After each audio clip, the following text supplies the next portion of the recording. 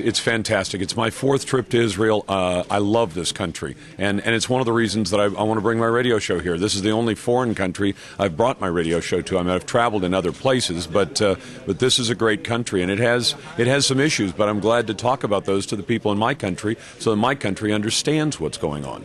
Now, some may say to you, okay, go visit Israel, even go to the parliament, to the Knesset.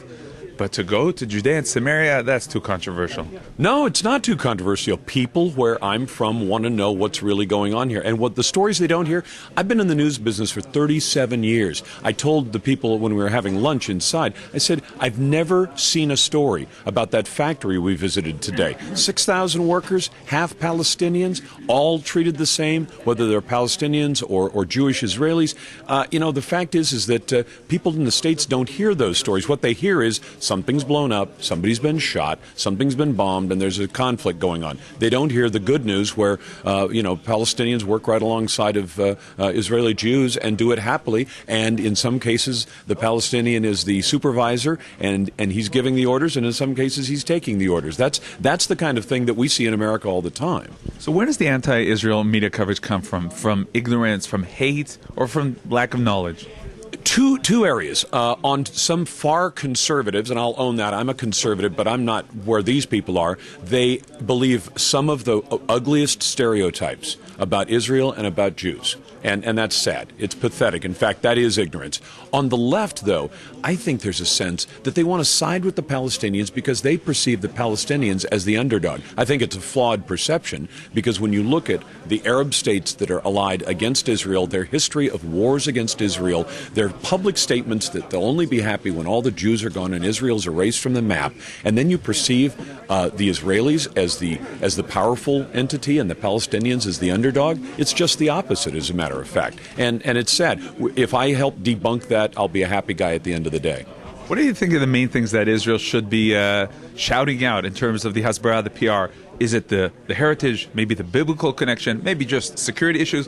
What's the main thing that Israel should be emphasizing? Do you know, if you're going to combat the ignorance and people's misperception here, I think one of the most powerful statements is we have 1 million Arabs living in our country. And they get treated the same way, and they have the same rights, and in fact, they have superior rights than if they lived in an Arab country. Now, I think that could come home to Americans. You kind of need a simple statement that's easy to digest, because an awful lot of this from a distance looks so complicated. People say, I don't even know what the issue is. But if you say, well, there's a problem, that there's this little country that was created by the whole world, and that it's historically for 4,000 years, 6,000 years, that this is a Jewish homeland and that it needs to be preserved, and it's threatened by people who say that Israel's acting inappropriately. If you want to see how they're acting inappropriately, look at how they treat their Arab residents and citizens. Arab Israelis are treated better than they'd be treated in Arab countries. You're here visiting Itamar, a terror-stricken town. These people here are having suffering. Well, are they suffering, and why are they suffering? Because of the PA or because of Israel? It seems to me that Israel offers opportunities and peace if you'll have it. So that would be one of your messages visiting here?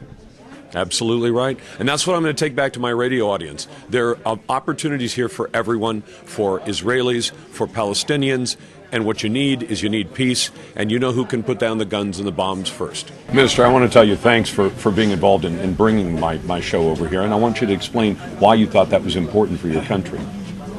For my country in general, it's very important to bring people here who would be objectively discussing different issues in Israel. As I've already mentioned, the only news we are getting out of this country is when someone's being shot or when someone is shooting.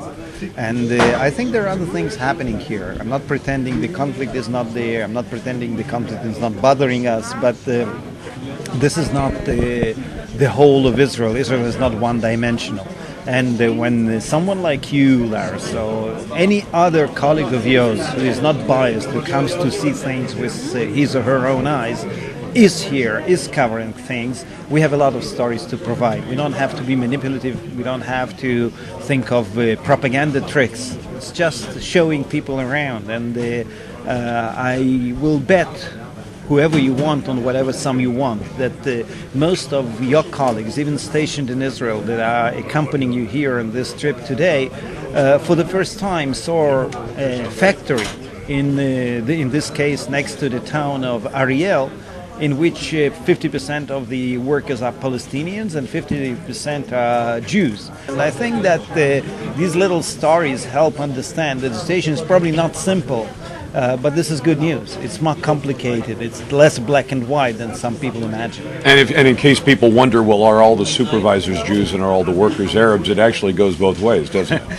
It definitely goes both ways, and I think that if you would say a thing like that at the factory, you would offend, first of all, the Arab workers, because they definitely don't see themselves as underprivileged. They are second class. So we have to be very careful with the stigmas vis-a-vis them. And yet there are misconceptions in America. You probably see it when you watch network television out of my country. What do you think the worst are?